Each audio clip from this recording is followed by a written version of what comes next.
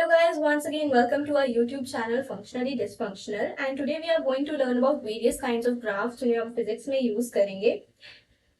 So let's start without wasting our time. अभी मैं तुम्हारे सामने दो graphs रखूंगी, ठीक है? और वो दोनों होंगे position time graphs. Oh, forgot to change this. Okay. Position time graph मतलब मेरा y एक्सिस पे होगा मेरा पोजीशन एंड मेरा x एक्सिस पे होगा मेरा टाइम. ये दोनों ही पोजीशन टाइम ग्राफ्स हैं.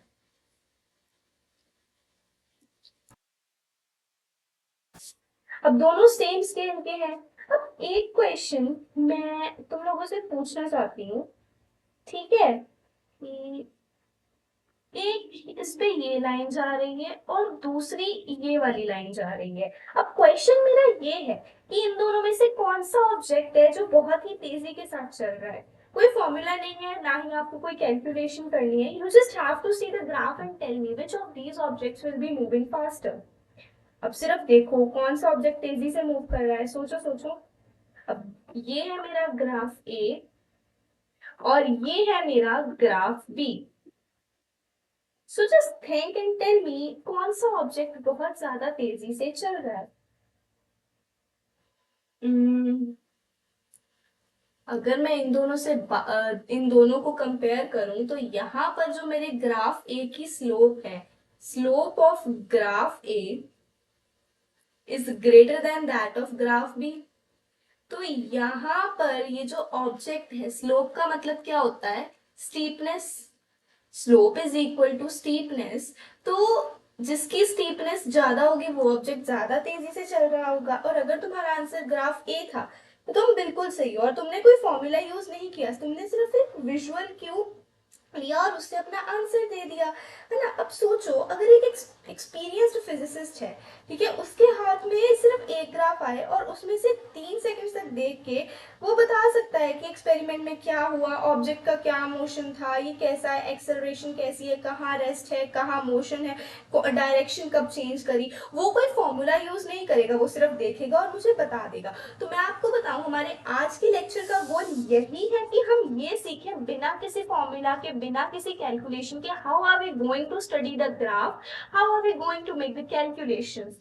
तो स्टार्ट करते हैं एक कोट के साथ विच इज, लैंग्वेज बोलना पड़ता है.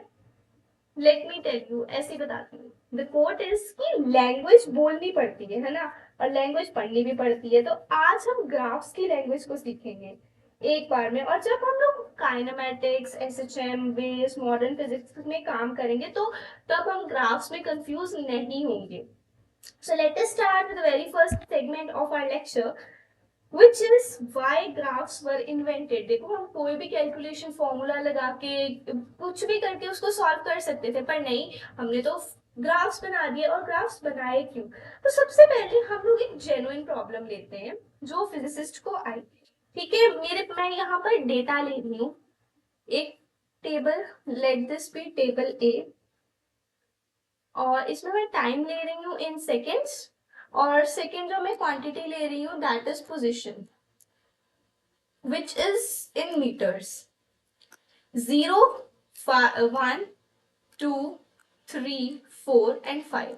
5 सेकेंड तक का टाइम है और जो मेरा ऑब्जेक्ट है वो कुछ ऐसा चेंज कर रहा है.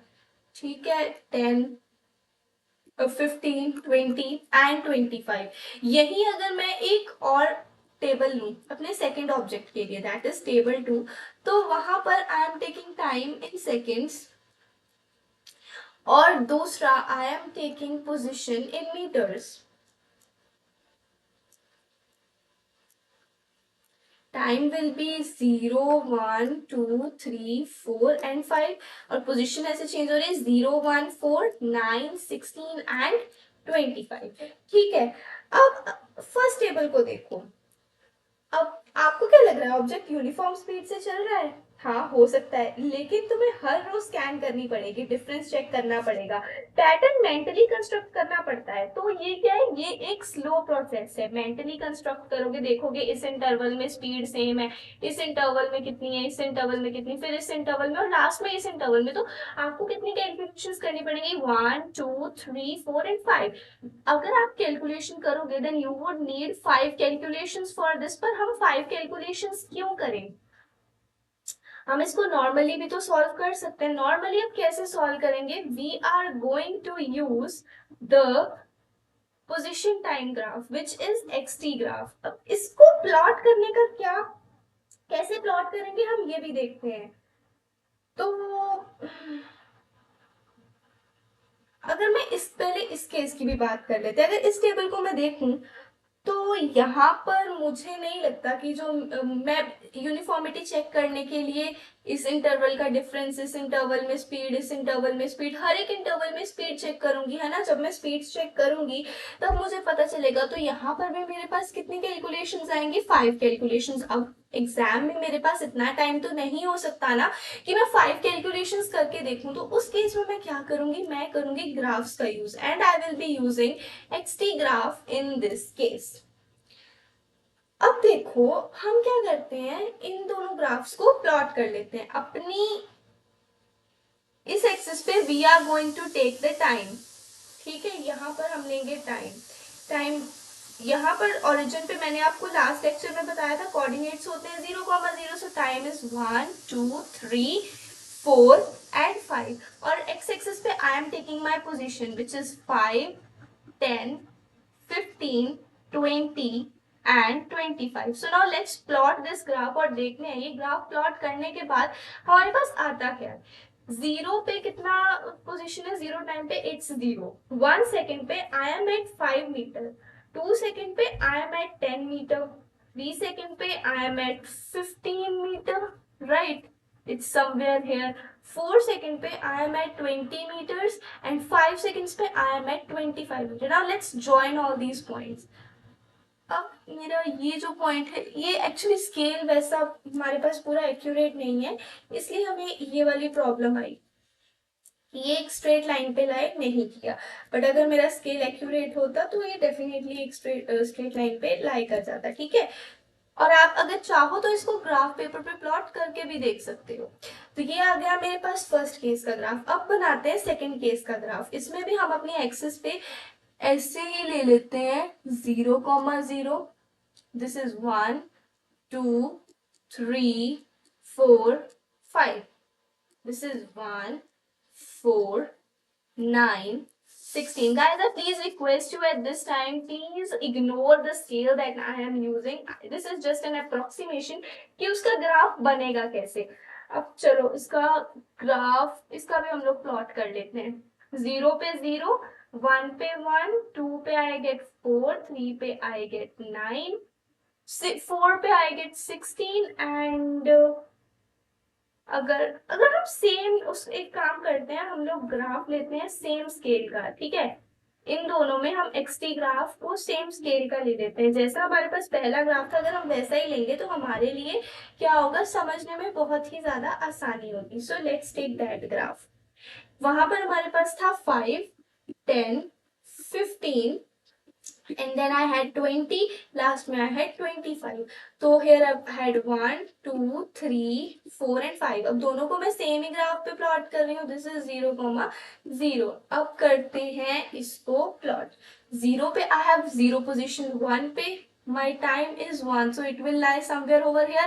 2 पे मेरे पास कितनी है, 2 seconds पे I am at 4 meter। At 3 seconds I am at 9 meter so it will be slightly less of 10। At 4 seconds I am at 16 meter which is slightly above of 15। तो अगर 15 मेरा यहाँ है, slightly above of 15 ये वाला point होगा। And at 5 I am at 25 meters। so ये हो गया मेरा कुछ इसका graph. This is the graph. अब देखो सेम डेटा, लेकिन ग्राफ में सिर्फ एक लाइन में हमें ये पता लग रहा है कि पहला स्ट्रेट लाइन बनेगा और जो दूसरा होगा वो थोड़ा सा कर्वी जा रहा है ना। पहला बिल्कुल स्ट्रेट लाइन है और दूसरा ऐसे थोड़ा सा कर्व होके जा रहा है। This is not a proper straight line. अब एक यूनिफॉर्म मोशन है और दूसरा मेरे पास एक्सेलरेटेड मोशन है। टेबल 1 में देखो 30 सेकेंड्स लगेंगे और ग्राफ 1 में 1 सेकेंड लग रहा है। तो अब ग्राफ्स को हम क्यों यूज करते हैं, एक उसकी एक छोटी सी चेकलिस्ट हम लोग बना लेते हैं। Reveal the pattern that table holds. तो ग्राफ्स को इसलिए हमने इन्वेंट किया था। Okay, this is the first point. The second point will be instant comparison between the quantities. Instant comparison between the quantities between the quantities। अब third point इसमें ये है, it shows trends at a glance. सबसे पहले लिख लेते हैं और उसके बाद हम लोग समझेंगे कि इसका मतलब क्या है, shows trends at glance. Third is you get communicative results without any calculations. Communicative results without any equations. And last, we can make the predictions visually.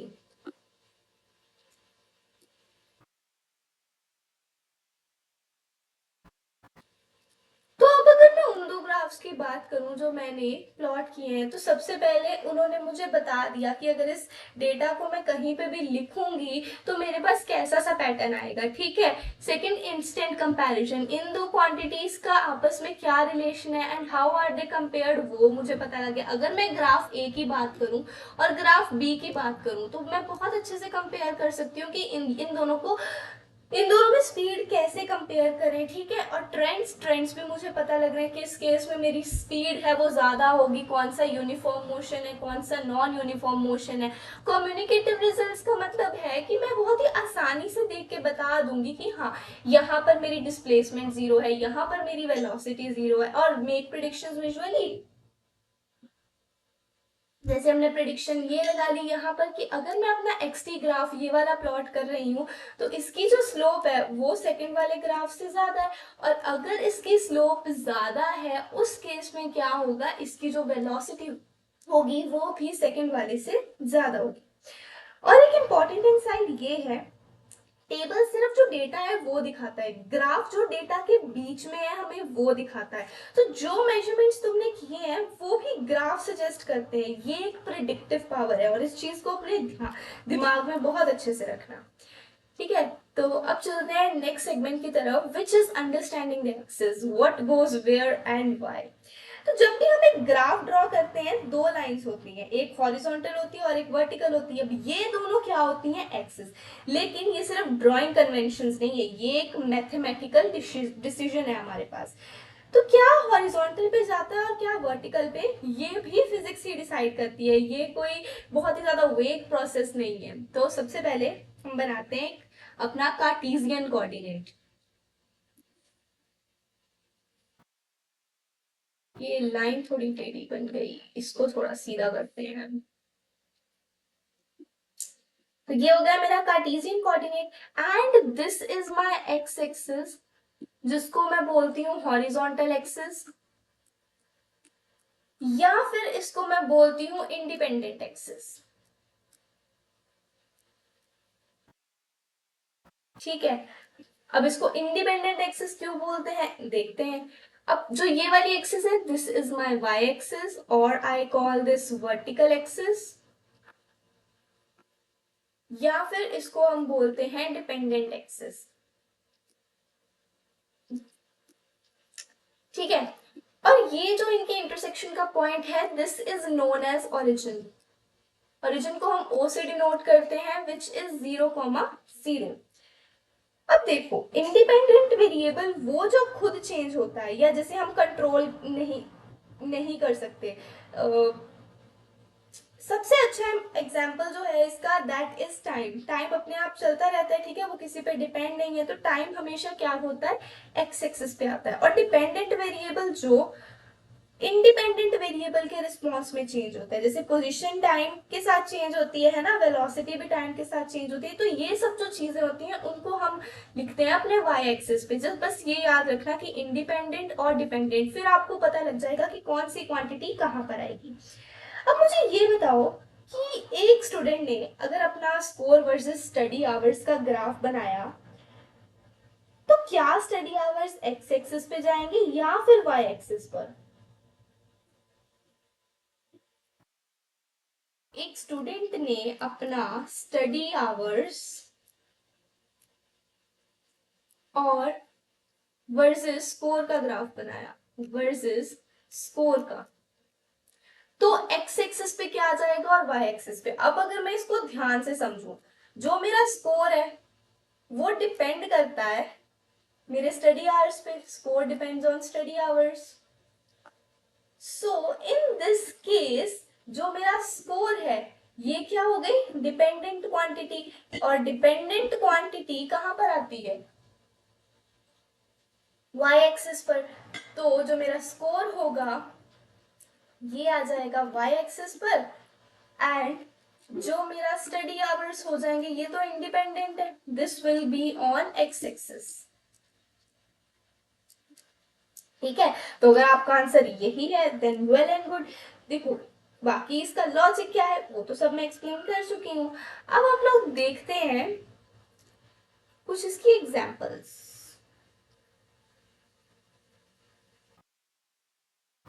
अगर मैं सबसे पहली एग्जांपल लूं अपने डिस्टेंस टाइम ग्राफ की,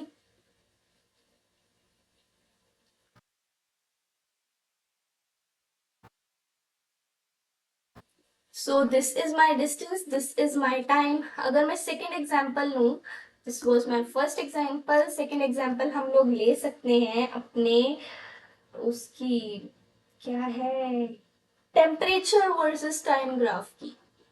टेम्परेचर वर्सेस टाइम, ये thermodynamics में ऐसे ग्राफ आएंगे और आपकी केमिस्ट्री में आएंगे इक्विलिब्रियम में। तो जो टाइम है दैट इज इंडिपेंडेंट एंड जो टेम्परेचर है इट डिपेंड्स ऑन टाइम, है ना।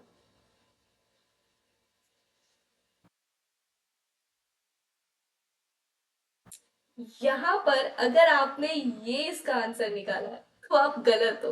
अब गलत कैसे हो वो भी देखो। जरूरी नहीं है कि टाइम हमेशा इंडिपेंडेंट क्वांटिटी ही हो। अब जो टेम्परेचर है it doesn't depend on time, time depends on temperature. तो इस केस में क्या है, I am going to write temperature on my x axis and time on my y axis.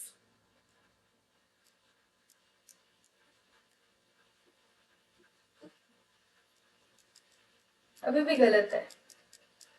अब तो आप लोग कंफ्यूज हो गए होंगे देखो जस्ट रिमेम्बर, ये मैंने गलती जानबूझ के करी थी ताकि आप लोग हमेशा ये ना सोचो कि मतलब don't get into what people other people are saying.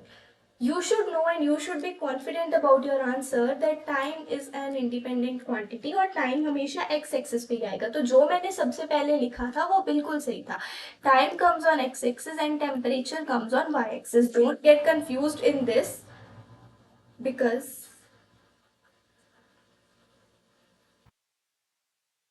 time is every time an independent quantity. So just keep this in mind. Time will remain an independent quantity. Every time time will remain an independent quantity. ठीक है, always keep this thing in your mind. अब अगर हम एक और graph की बात करें तो ऐसी चीजों को लेके बिल्कुल कंफ्यूज नहीं होना है, ठीक है। Time will always be an independent quantity and it will always lie on the x axis. अब थर्ड ग्राफ देखते हैं which is velocity time graph. तो वेलोसिटी टाइम ग्राफ में हम v यहाँ पर और t यहाँ पर, क्यों, because velocity depends on time. अब आपने पैटर्न नोटिस किया होगा कि 3 में से 3 टाइम एक्स एक्सिस पर ही आ रहा है। अब ये एक्सीडेंट नहीं है, फिजिक्स में टाइम हमेशा ही इंडिपेंडेंट क्वांटिटी रहता है। और जो मिस्टेक मैंने की है वो ऐसी चीजों पे बिल्कुल भी आपको कंफ्यूज नहीं होना, ठीक है। तो जो क्वांटिटीज टाइम के साथ इवॉल्व होती हैं वो वाई एक्सिस पे जाती हैं। अब देखो मैंने इस एग्जांपल में कहा कि जरूरी नहीं है कि हाँ जो टाइम हो वो जो टेम्परेचर हो वो टाइम पे डिपेंड कर सकता है, टेम्परेचर भी तो टाइम पे डिपेंड कर सकता है। नो, ऐसा नहीं हो सकता। This is just something which confuses you, और जेई और नीट में ऐसी चीजें हमें बहुत ज्यादा कंफ्यूज करती हैं, ठीक है। अब चलते हैं अपने नेक्स्ट पार्ट की तरफ।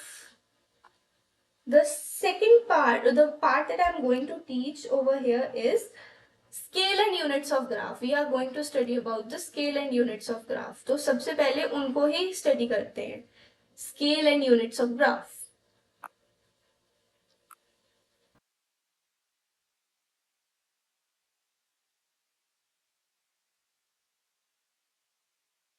Yes.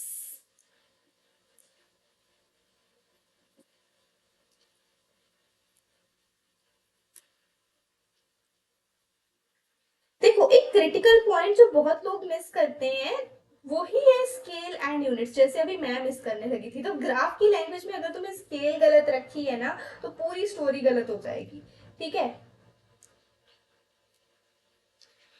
यहाँ पर हम इसको समझते हैं दो ग्राफ्स की हेल्प से।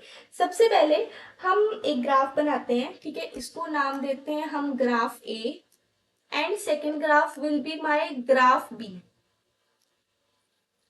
सो लेट्स ड्रॉ दीज ग्राफ्स। अब ए ग्राफ में क्या करते हैं, टाइम लेते हैं 0 to 10 सेकेंड्स, 0, 1, 2, 3, 4, 5, 6, 7, 8, 9 and 10, ठीक है। और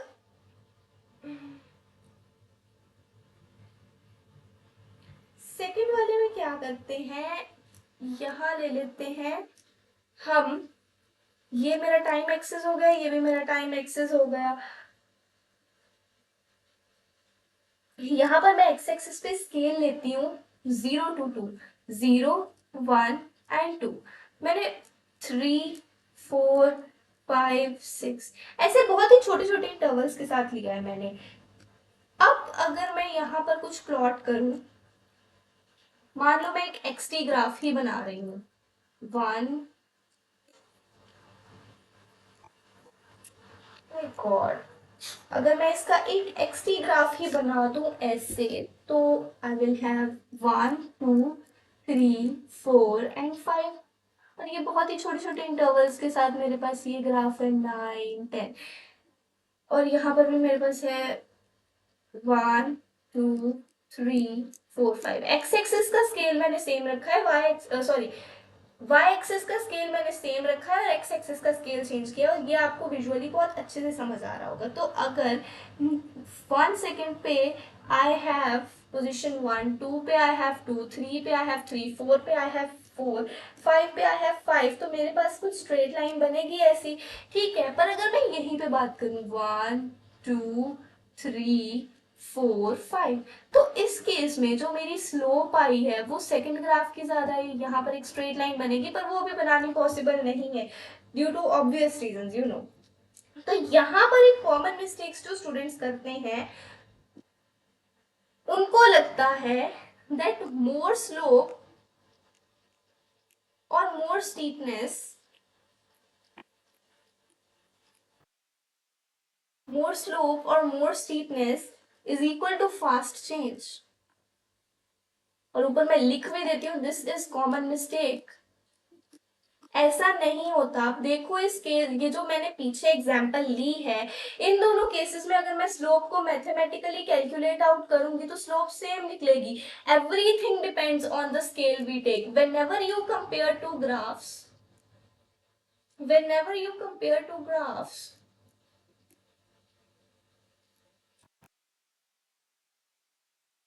always check if they have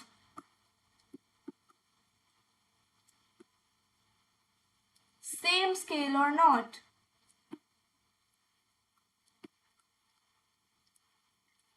तो हमेशा इस चीज का हमें ध्यान रखना है, ठीक है। अब चलो, अब प्रैक्टिकल ट्रेनिंग में एक ग्राफ ड्रॉ करते हैं हम, और हम सीखेंगे कि उसे रीड कैसे करना है। ठीक है, रीडिंग का मतलब ये है कि किसी पॉइंट पे क्या वैल्यू है और दो पॉइंट्स के बीच का चेंज क्या है, यही होता है ग्राफ रीड करने का मतलब। तो एक काम करते हैं, पोजीशन टाइम ग्राफ बना लेते हैं हम अपना। पोजीशन टाइम ग्राफ का मतलब है एक्स और टी। अब ये जो मैं ग्राफ्स बना रही हूँ ये हमारे काइनेमेटिक्स में काम आएंगे। तो इस पे हम 4 पॉइंट्स ले लेते हैं। ठीक है, ए 0,0 पे, बी ले लेते हैं 2,10 पे, सी ले लेते हैं 4,20 पे, एंड डी ले लेते हैं 6,30 पे। सो अगर मैं अपना स्केल देखूं, scale scale scale, x coordinates मुझे चाहिए 30 तक, नहीं वाई कोऑर्डिनेट्स, तो यहाँ पर मैं 5 का गैप लूंगी। 5, 10, 15, 20, 25 एंड 30। और टाइम, और ये हो जाएगा 1, 2, 3, 4, 5, 6, 7, 8, 9 एंड 10। ठीक है, and this is my origin 0,0। अब 0,0 पे जो मेरा पॉइंट है that is at origin only, तो ये आ जाएगा मेरा A point. B point will be at 2,10, so ये हो गई मेरे बी पॉइंट की पोजीशन। उसके बाद third point is at 4,20 which means it lies somewhere over here, C point. And last point is at 6,30, तो ये आ जाएगा 6,30, मतलब मेरा डी पॉइंट है जो। अब अगर मैं इन सारे पॉइंट्स को ज्वाइन करती हूँ, अब सारे पॉइंट्स को ज्वाइन करना एक स्ट्रेट लाइन ही बनेगी, बट अभी स्ट्रेट लाइन बनाना ऐसा पॉसिबल नहीं है। तो अब ये ग्राफ मुझे एक स्टोरी बता रहा है, चलो अब उसको पढ़ते हैं कि ये ग्राफ मुझे क्या स्टोरी बता रहा है। अगर मैं पूछूं कि पॉइंट बी पे क्या टाइम है और क्या पोजीशन है, तो आप क्या बोलोगे? पॉइंट बी पर time is equal to 2 seconds. ठीक है, और पोजीशन कितनी होगी? Position will be equal to 10। तो ये तो सिंपल कोऑर्डिनेट रीडिंग हो गई। अब एक स्टेप आगे चलते हैं, अगर मैं पूछूं बी से सी तक कितना टाइम लगा, तो B is at 2,10 and C is at 4,20। तो मैं क्या करूंगी, जो टाइम के कोऑर्डिनेट्स हैं उनको ही सब्ट्रैक्ट करूंगी ना। Time from B to C that is equal to 4 minus 2 which is equal to 2 seconds। और अगर मुझे चेंज इन पोजीशन यानी कि delta x which is x2 minus x1 वो निकालना है, that will be equal to 20 minus 10 that is 10 meters। तो यहां से मुझे ये पता लगा कि 2 सेकेंड्स में 10 मीटर, तो speed is 10 divided by 2 that is 5 metre per second, है ना। डिस्टेंस कितना 10 मीटर, टाइम कितना लगा 2, तो स्पीड कितनी आ गई 5 मीटर पर सेकेंड। अब मैं स्पीड फॉर्मूला यूज नहीं कर रही, देखो मैंने क्या किया, मैंने ग्राफ को रीड किया, वैल्यूज को एक्सट्रैक्ट किया वहां से, फिर फिजिकल क्वांटिटी वहां से निकाल ली है। यही सीक्वेंस हमारे लिए बहुत ज्यादा इंपॉर्टेंट है। अब इस ग्राफ को एक स्टोरी की तरह पढ़ो, स्टोरी की तरह ऐसे कि जब मेरा object time t is equal to 0 पे, मेरा ऑब्जेक्ट था वो 0 पोजीशन पे था। ठीक है, जब वो वहां से मूव करना स्टार्ट किया तो t is equal to 2 seconds पे वो 10 मीटर चला, और यहाँ पर उससे आगे t is equal to 4 seconds तक वो कितना चला 20 मीटर, और t is equal to 6 seconds तक वो 30 मीटर चला। ठीक है,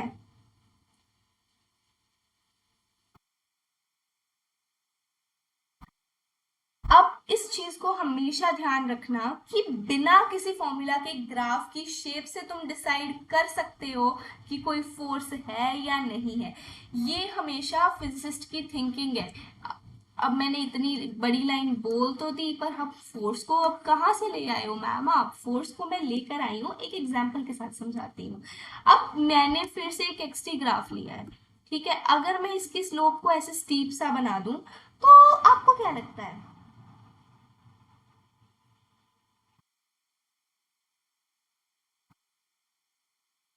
जो इसकी स्पीड है वो इंक्रीज है, वो पहली वाली की स्पीड से ज्यादा है। यस, ये बात तो आपने बिल्कुल सही बोली। पर अगर इसकी जगह ही मैं पहले ऐसे कर दूं और फिर एकदम से इसकी स्पीड इंक्रीज कर दूं, तो यहाँ तक तो जो मेरा ऑब्जेक्ट था वो एक यूनिफॉर्म मोशन फॉलो कर रहा था, राइट। और यहाँ पर उसने आकर क्या किया, अपनी स्पीड को इंक्रीज किया पहले के कंपैरिजन में, और यहाँ पर भी वो यूनिफॉर्म मोशन ही परफॉर्म कर रहा है, ठीक है। तो अब मैं आपको ये बताऊंगी कि किसी भी ग्राफ को जब आप रीड करते हो ना, you should ask yourself 5 questions.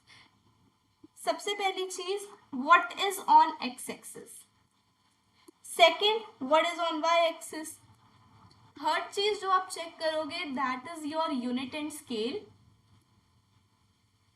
Fourth you are going to check if the graph is straight और curve, your graph is straight or curved, और जो उसकी शेप होगी ना ग्राफ की, वो आपको बता देगी what's the story it's hiding.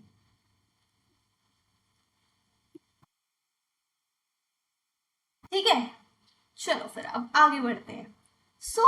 अब ग्राफ्स के कई सारे टाइप्स होते हैं, हर टाइप एक अलग फिजिकल स्टोरी बताता है हमें। अब ये सिर्फ शेप्स नहीं है, ये सिग्नेचर्स भी हैं, फिजिकल प्रोसेसेस के सिग्नेचर। जैसे एक ट्रेन्ड फिजिस्ट क्या करता है, हर एक शेप को एक फिजिक्स सिचुएशन से कनेक्ट करता है इंस्टेंटली। तो स्टार्ट करते हैं सबसे पहले हम अपनी स्ट्रेट लाइन ग्राफ से।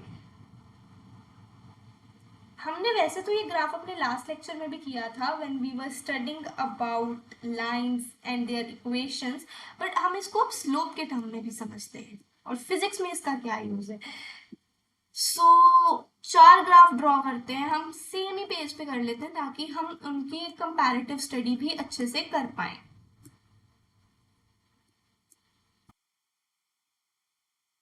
फर्स्ट ग्राफ में जो मेरी स्लोप है वो ऐसे जा रही है, सेकेंड वाले में ऐसे जा रही है, थर्ड वाले में कुछ ऐसे है, और फोर्थ वाले में ऐसे। वैसे तो अभी तक आपको इन सबका मतलब पता होगा, पर फिर भी हम लोग एक बार दोबारा डिस्कस करते हैं, ठीक है। तो जस्ट इमेजिन कर लो कि ये सब मेरे ना एक्सटी ग्राफ्स हैं, मतलब मेरे पोजीशन टाइम ग्राफ्स हैं,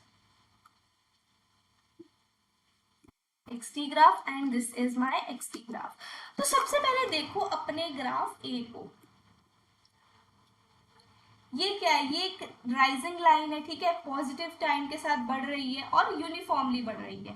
तो ऑब्जेक्ट पॉजिटिव डायरेक्शन में कांस्टेंट स्पीड से जा रहा है, पॉजिटिव डायरेक्शन में क्या कर रहा है, कांस्टेंट स्पीड से जा रहा है। तो स्लोप जितना स्टीप है स्पीड उतनी ज्यादा होगी। अब ये जो पॉइंट्स मैं बोल रही हूँ उनको आप लिख लो अगर हो सके तो। सेकेंड, पर वैसे तो ये हम लोग पढ़ेंगे अपने काइनेमेटिक्स में, but still if you are interested to write then you can write. Second में क्या है, जो मेरी लाइन है इट्स अ फॉलिंग लाइन, ठीक है, और पोजिशन टाइम के साथ क्या कर रही है, कम हो रही है, position is decreasing with time. If the position is decreasing with time तो ऑब्जेक्ट नेगेटिव डायरेक्शन में कांस्टेंट स्पीड से चल रहा है या ओरिजिनल पॉइंट की तरफ वापस आ रहा है, ये 2 केसेस हो सकते हैं। और थर्ड में देखो एक हॉरिजॉन्टल लाइन है, मतलब पोजीशन चेंज ही नहीं हो रही है टाइम के साथ, ऑब्जेक्ट रेस्ट पे है और इसकी जो वेलोसिटी है दैट इज 0। और लास्ट ग्राफ में देखो, जो मेरा ग्राफ बी है, लास्ट ग्राफ में एक वर्टिकल लाइन है, एक ही टाइम पे multiple positions which is physically impossible.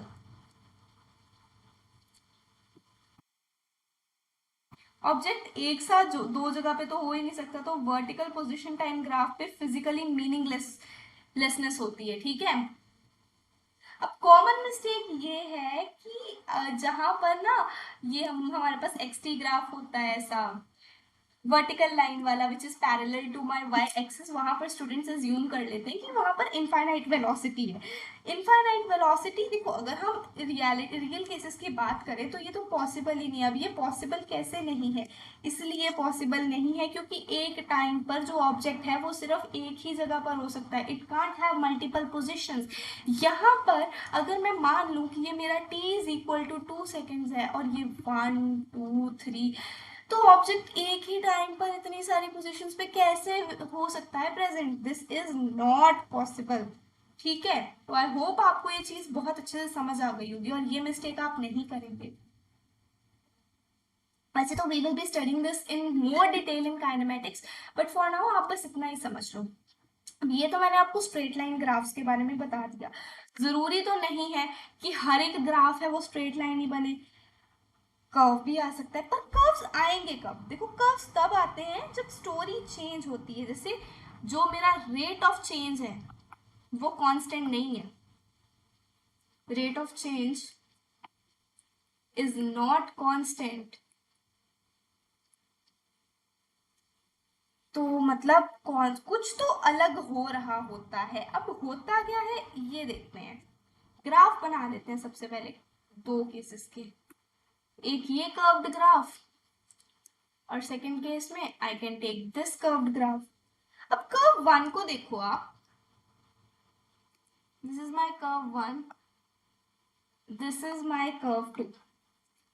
Okay, curve one में जो मेरी बॉल मैंने बनाई है, दिस इज ओपनिंग अपवर्ड। ये कह क्या रहा है ये सोचो।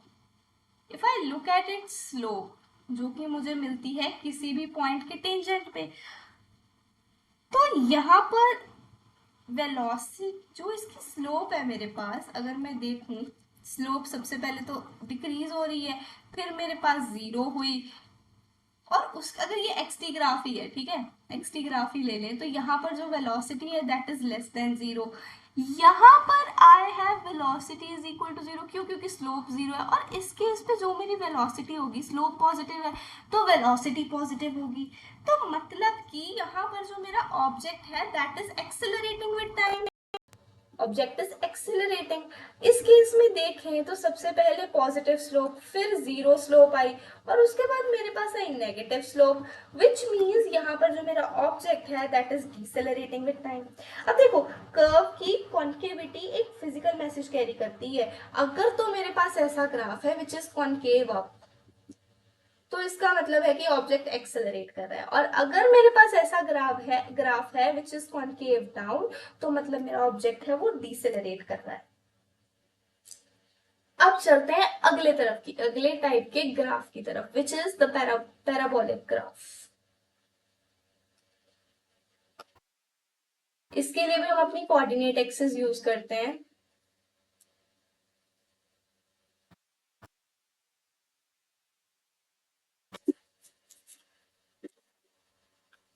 सोचो पैराबोलिक ग्राफ कैसा बनेगा।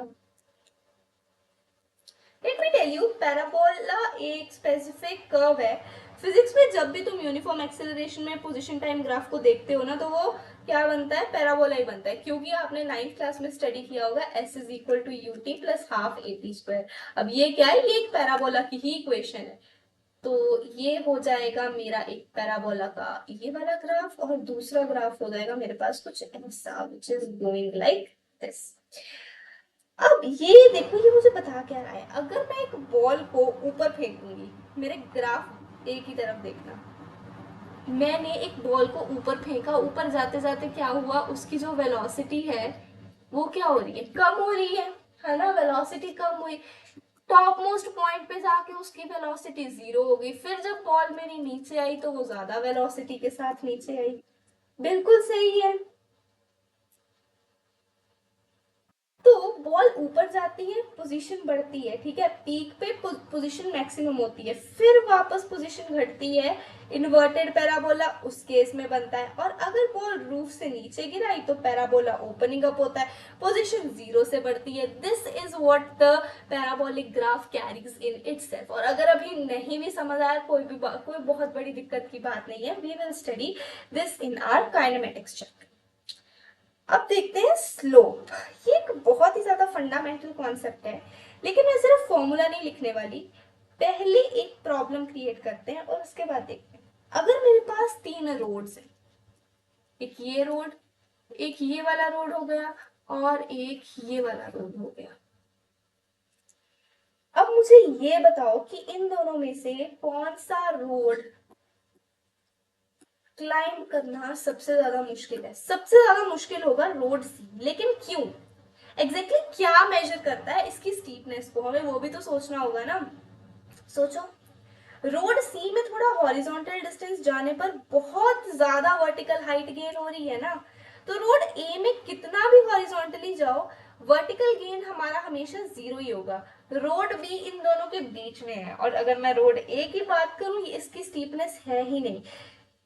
अब ये जो मैंने आपको हॉरिजॉन्टल गेन और वर्टिकल गेन के बारे में बोला है ना, इसका जो रेशियो है वही होता है हमारा स्लोप या फिर measure of steepness. If I right steepness is equal to vertical rise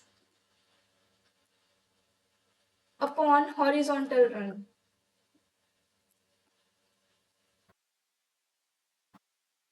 या फिर इसको मैं लिख सकती हूँ राइज बाय रन, जो मैंने आपको लास्ट लेक्चर में भी बताया था। अब rise is change in y coordinate,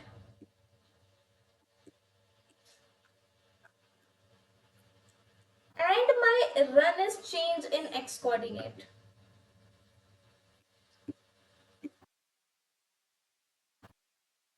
अब चेंज को हम रिप्रेजेंट करते हैं डेल्टा से, so this will be delta y and this will be delta x. अब ये फॉर्मूला किसी ने इन्वेंट नहीं किया, स्टीपनेस मेजर करने का नेचुरल वे है, that is rise by run. Graph में वही रेशो को हम बोलते हैं स्लोप। अब स्लोप को करते हैं हम कैलकुलेटिंग द स्लोप।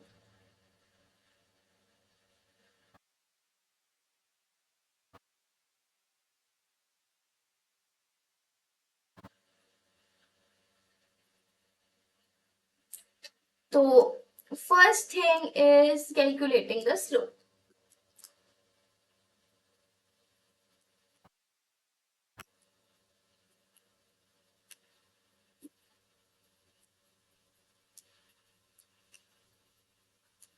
फॉर्मूला तो बहुत अच्छे से समझ आ गया होगा। So let us calculate this slope now anyways. एक पोजीशन टाइम ग्राफ बना लेते हैं, जो कि हम नेक्स्ट चैप्टर में बहुत अच्छे से करेंगे। This is x and this is t। 2 points mark करते हैं इस पे। सबसे पहले अपने स्केल को रख लेते हैं 1 2 3 4 5 6 7, और इस साइड हम लोग 5 का स्केल लेते हैं, 10 5 10 15 एंड 20। फर्स्ट वन जो मैं लूंगी, लेट हम इस पॉइंट को ले लेते हैं P1 which is 1,5 and second point हम लेते हैं P2 which is 4,20। P2 4,20।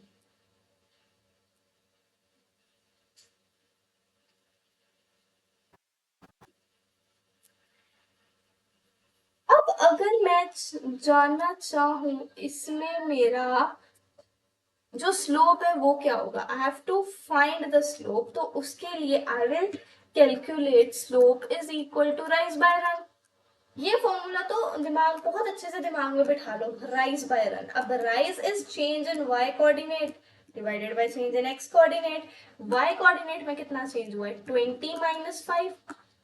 Final coordinate minus initial coordinate, this will be y final minus y initial divided by x final minus x initial. Now what is y final? Y final is 20, y initial is 5, this is 4, this is 1. तो मेरे पास आ गया 15/3 which is equal to 5 meter per second. Position time graph का जो slope है, अब वो क्या physical quantity मुझे दे रहा है, दिस इज ईदर वेलोसिटी और speed for straight line motion.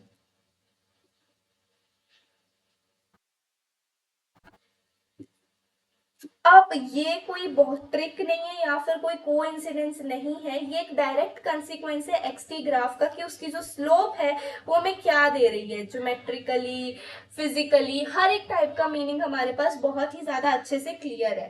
ठीक है, अब हम बनाते हैं, अब हम देखते हैं कि हमारे पास ग्राफ्स के टाइप्स क्या क्या होते हैं।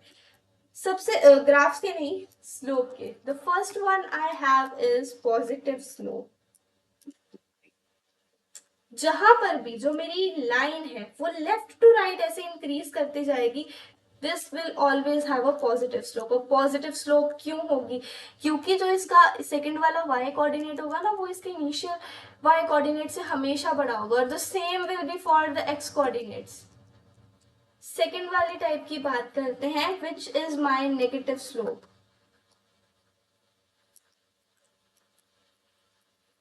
नेगेटिव स्लोप के केस में जो फाइनल कोऑर्डिनेट्स होंगे वो छोटे होंगे। अब अगर यहाँ पर 20 है तो यहाँ पर 10 आ जाएगा इनिशियल, और ये रहा फाइनल, तो ये क्या हो जाएगा? This is a negative slope. अब स्लोप मेरी किस केस में होगी? Zero. Zero slope will B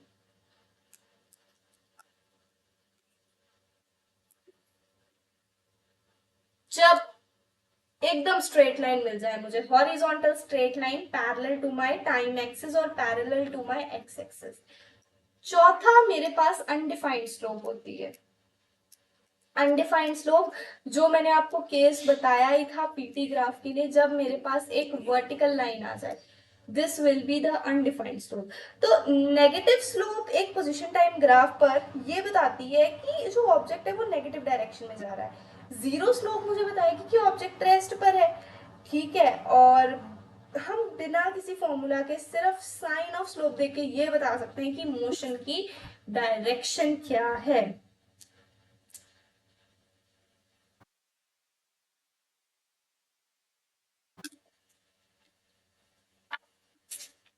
बहुत अच्छे से ये समझ आ गया होगा आपको, है ना? तो अब हम लोग स्टडी करते हैं नेक्स्ट टॉपिक को। नेक्स्ट टॉपिक को स्टडी करने के लिए हम लोग इंस्टेंटेनियस स्लोप का कॉन्सेप्ट स्टडी करेंगे। अभी इंस्टेंटेनियस स्लोप का कॉन्सेप्ट स्टडी करेंगे। कैसे? चलो एक ग्राफ बनाते हैं, ठीक है, कुछ ऐसा ग्राफ। अब ग्राफ तो जरूरी नहीं है ना स्ट्रेट लाइन है, टेढ़ा मेढ़ा किसी भी टाइप का बन सकता है। ये मैंने एक्सटी ग्राफ बना लिया है। इसके ऊपर 3 पॉइंट्स मार्क करते हैं। फर्स्ट पॉइंट इज ए, जो यहाँ पर है। Second point B, third point is C. अब कर्व पे स्लोप कांस्टेंट तो नहीं रहती, ठीक है, हर पॉइंट पे स्लोप चेंज होती है। अब कुछ स्टूडेंट्स को क्या लगता है कि ये टफ है, लेकिन ये बहुत ही ज्यादा सिंपल कॉन्सेप्ट है। अगर मैं यहाँ पर एक टेंजेंट बना लूं, टेंजेंट मीन्स टैन। देखो स्लो कर्व की किसी भी एक पॉइंट पे स्लोप, वो टेंजेंट लाइन का स्लोप है, वो स्ट्रेट लाइन जो सिर्फ उस पॉइंट पे कर्व को टच करके जाती है, काटती नहीं है, सिर्फ उसको टच करके जाती है। और उस पॉइंट पे हमारे पास इंस्टेंटेनियस फिजिकल क्वांटिटी को मेजर करने का एक वो मिल जाता है, इंस्टेंटेनियस फिजिकल क्वांटिटी हम वहां से मेजर करते हैं। अब जहां पर तो मेरा जो टेंजेंट है वो स्टीप है, वहां पर मेरी जो वेलोसिटी होगी वो ज्यादा होगी। जहां फ्लैट है वहां वेलोसिटी कम। अब कर्व की स्टीपनेस हर एक पॉइंट पे चेंज होती है, इसीलिए यहाँ पर क्या है, वेलोसिटी चेंज हो रही है, एक्सेलरेशन है, और इसीलिए क्या है, एक्सेलरेशन मेरे पास है। ये चीज याद रखना, वेलोसिटी चेंज हो रही है इसीलिए मेरे पास एक्सेलरेशन है। अब चलते हैं नेक्स्ट टॉपिक की तरफ, which is how do we represent physical quantities using this slope. अब देखो डायरेक्ट फिजिक्स कनेक्शंस, ये सेक्शन बहुत ही ज्यादा इंपॉर्टेंट होगा हमारे जेई और नीट में, क्योंकि यहाँ से डायरेक्ट क्वेश्चन आते हैं। तो सबसे पहले we are going to see our PT XT graph और आर पोजीशन टाइम ग्राफ। अब आदत डाल लो एक्सटी ग्राफ को पोजीशन टाइम ग्राफ ये समझने की, ठीक है। एक ग्राफ बनाते हैं।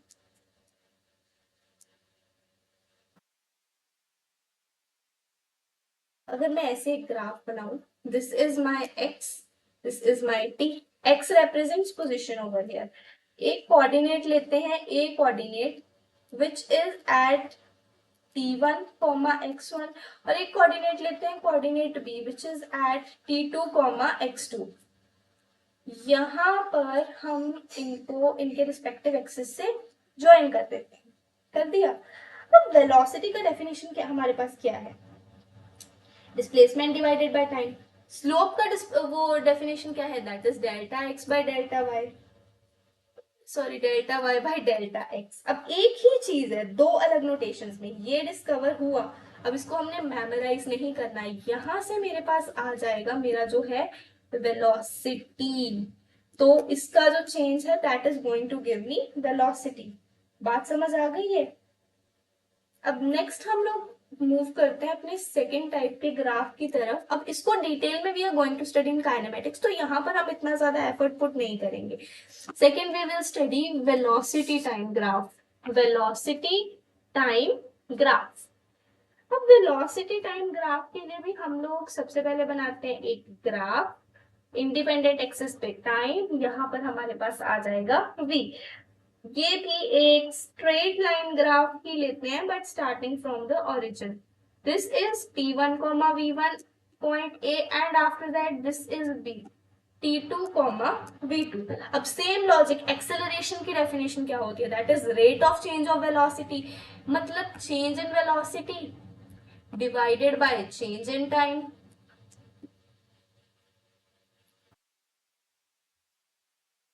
और स्लोप की डेफिनेशन मेरे पास क्या होती है? That is rise by run. तो यहां से मेरे पास क्या आ गया? मेरे पास वेरीफाई हो गया कि जो इस ग्राफ की स्लोप है वो मुझे क्या देगी? वो देगी मुझे एक्सेलरेशन। अब इसके और भी काफी सारे आगे जाकर वेरिएशंस होते हैं, उनको हम काइनेमेटिक्स में स्टडी करेंगे। अभी के लिए हम बस थोड़ा थोड़ा ग्राफ्स को समझ लेते हैं कि वो एक्चुअली में यूज कहाँ हो रहे हैं।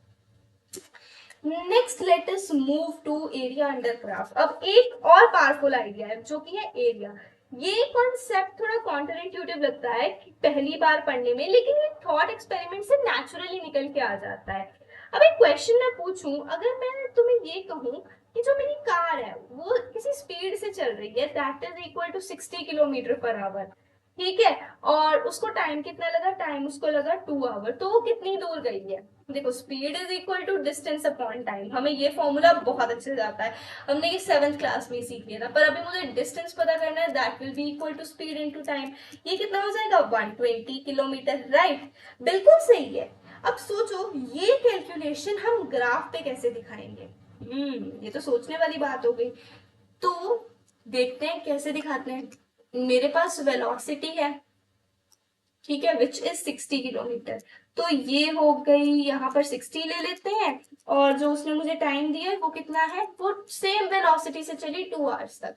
So this is 0, this is 1 and this is 2। ये मेरी टाइम एक्सिस है and time is in hours यहाँ पर मेरे पास। तो क्या है जो मेरा यहाँ तक मैं इसको प्लॉट कर सकती हूँ अपने ग्राफ को। अब अगर मैं ध्यान से देखूं तो अगर मैं 60 को इस 2 से मल्टीप्लाई कर दूं, मेरे पास कितना आ रहा है? 120। और मैंने जब कैलकुलेट आउट किया था तो मेरा डिस्टेंस कितना निकल के आया था? That was also 120। तो यहाँ से क्या मैं ये कंक्लूजन निकाल सकती हूँ कि किसी भी वीटी ग्राफ का जो एरिया है वो मुझे उसकी डिस्प्लेसमेंट देगा? अब ये भी कोई कोइंसिडेंस नहीं है, ये एक बहुत ही ज्यादा कैलकुलेटेड रिजल्ट है जिसको हम स्टडी कर रहे हैं, एंड ये फिजिक्स की इनसाइड ज्योमेट्री है।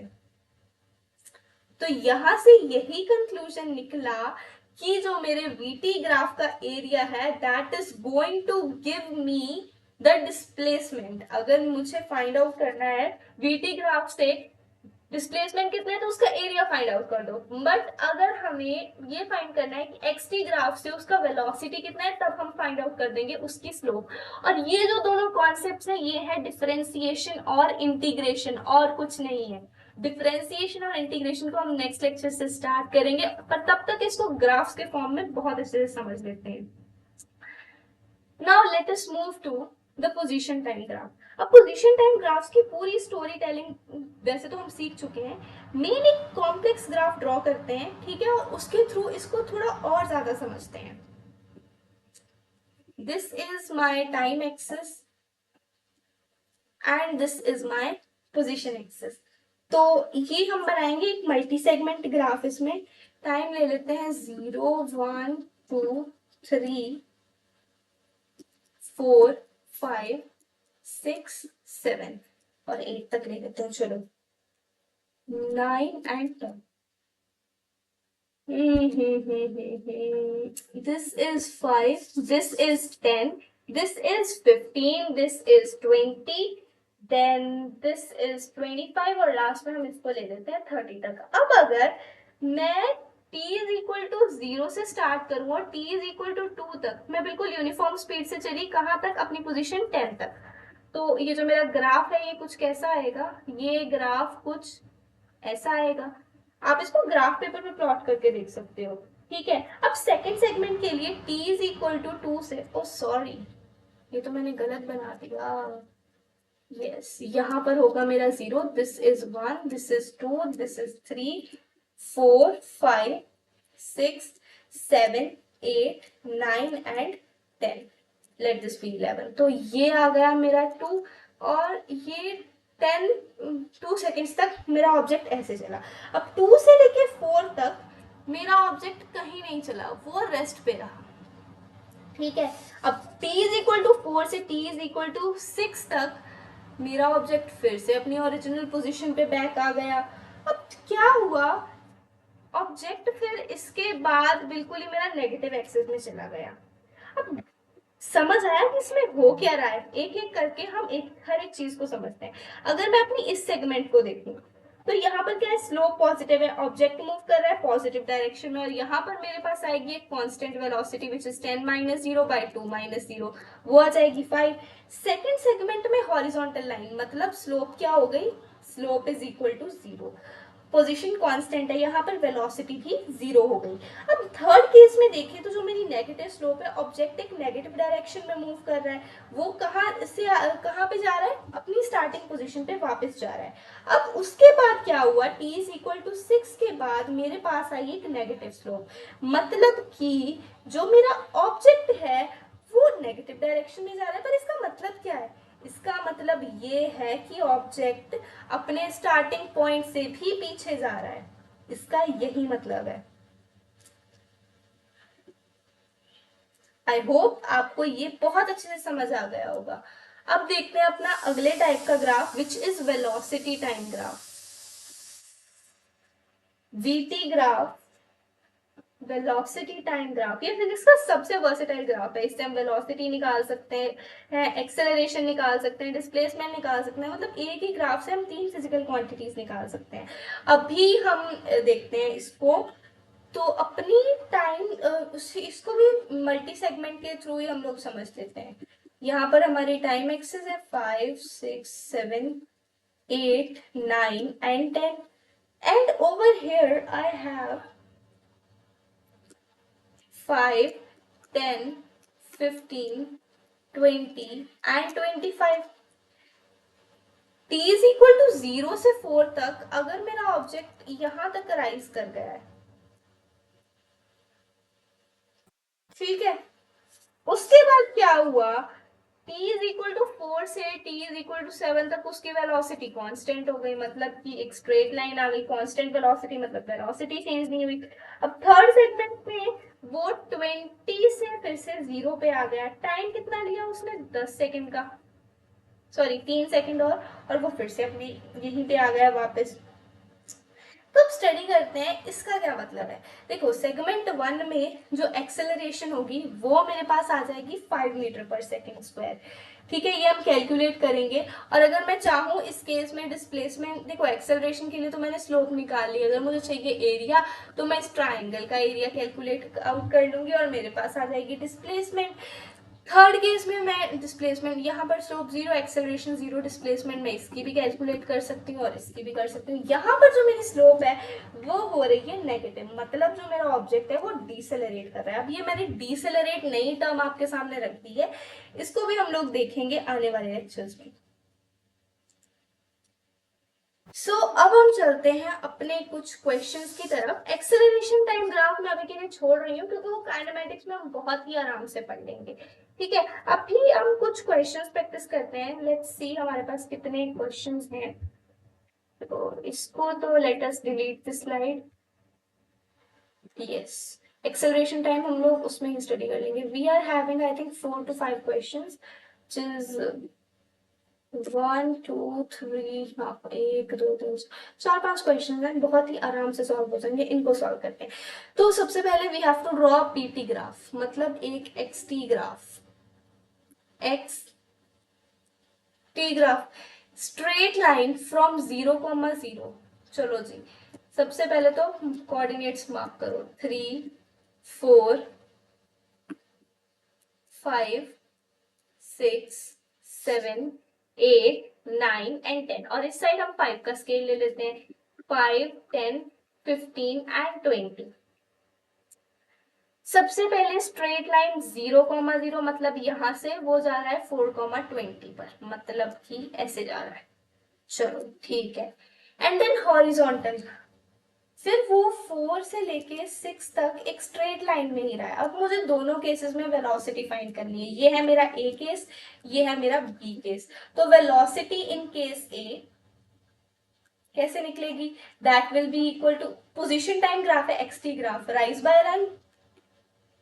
राइज कितना है मेरे पास, 20 राइज किया, रन कितना किया, 4। यहाँ पर आ गई 5, but velocity in case B, यहाँ पर जो मेरा राइज है वो है 0। तो देखो कितनी इजीली मेरे पास निकल आई दोनों केसेस की वेलोसिटी।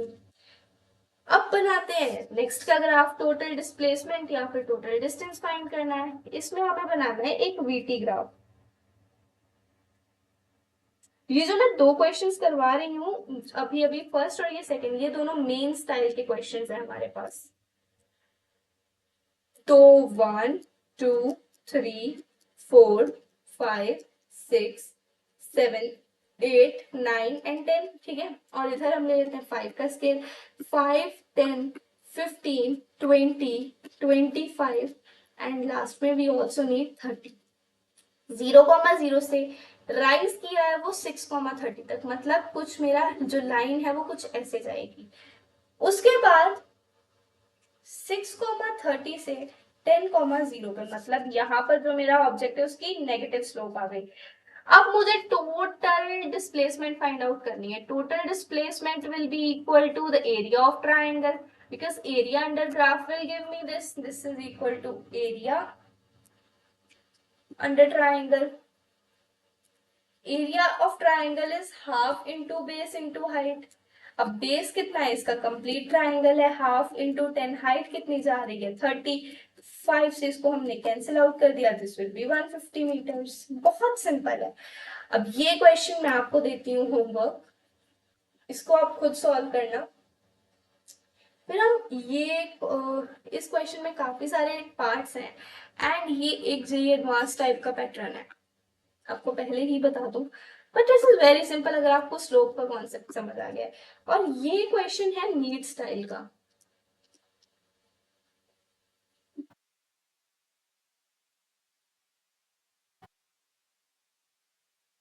तो इसमें उसने बोला है कि दो एक्सटी ग्राफ्स बनाओ। ये है एक्सटी ग्राफ्स, मैंने दो अपने ले लिए।